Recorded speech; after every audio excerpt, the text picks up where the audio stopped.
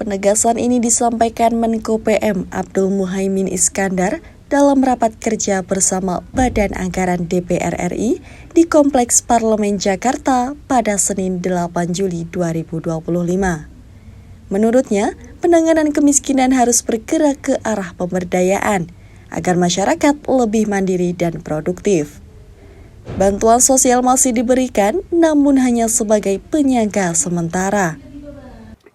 Yang pertama, Kementerian Koordinator Pemberdayaan Masyarakat sebagai salah satu instansi baru di pemerintahan Pak Presiden Prabowo membawa misi penting, yaitu mewujudkan cita-cita besar Indonesia bebas kemiskinan dan menjadi bangsa yang produktif. Jadi kami dengan misi itu mendukung semua program Kemenko, karena kalau program Kemenko sukses, maka Kemenko semuanya ini, maka kemiskinan akan berkurang juga. Jadi kalau anggaran para Menko ini ditambah banyak semua, maka kemiskinan akan berkurang, kira-kira begitu. Jadi Kemenko PM dikit-dikit aja nggak apa-apa. Misi penting ini dilaksanakan oleh Kemenko PM dengan fungsi sinkronisasi, koordinasi, dan pengendalian pelaksanaan kebijakan lintas kementerian dan lembaga di bidang pemberdayaan masyarakat.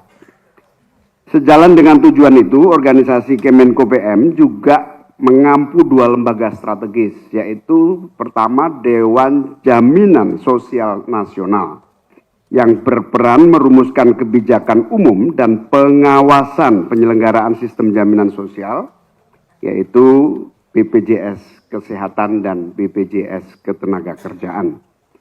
Yang kedua, kami mengampu juga BP Taskin, badan baru. BP itu Badan Percepatan Pengentasan Kemiskinan.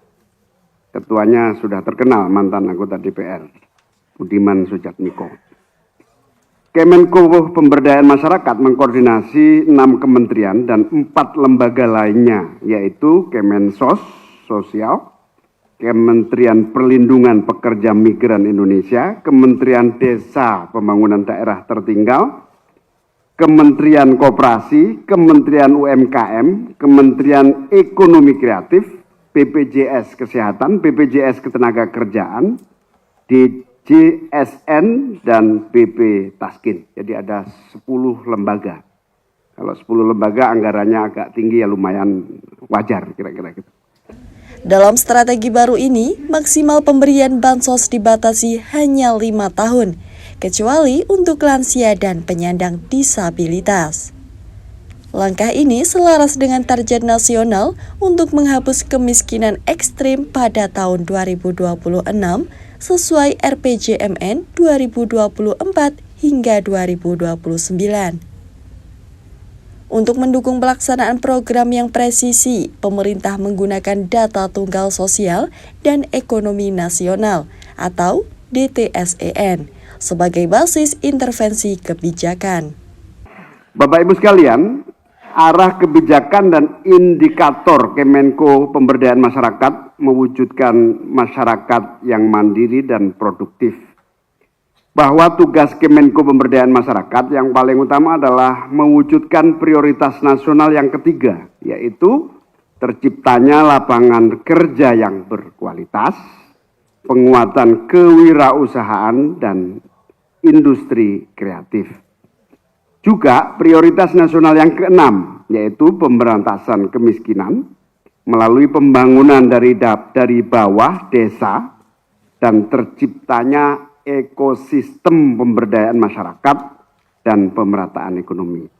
Hal yang baru dalam pola pemberdayaan masyarakat ini adalah ekosistem pembangunan dari hilir ke hulu, sehingga Kemenko Pemberdayaan Masyarakat melakukan transformasi paradigma kemandirian masyarakat, yaitu pergeseran dari orientasi berbasis bantuan sosial, social assistant oriented, menuju pemberdayaan masyarakat secara langsung, empowerment oriented.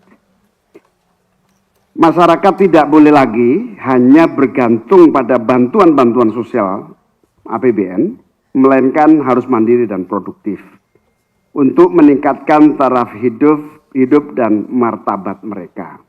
Kita mentargetkan maksimal mendapatkan bantuan sosial ini 5 tahun, kecuali manula dan difabel. Strategi baru yang mengutamakan pemberdayaan ini juga menjadi upaya memperkuat sinergi antar kementerian dan lembaga, sebagaimana diamanatkan dalam Inpres nomor 8 tahun 2025. Java TV melaporkan.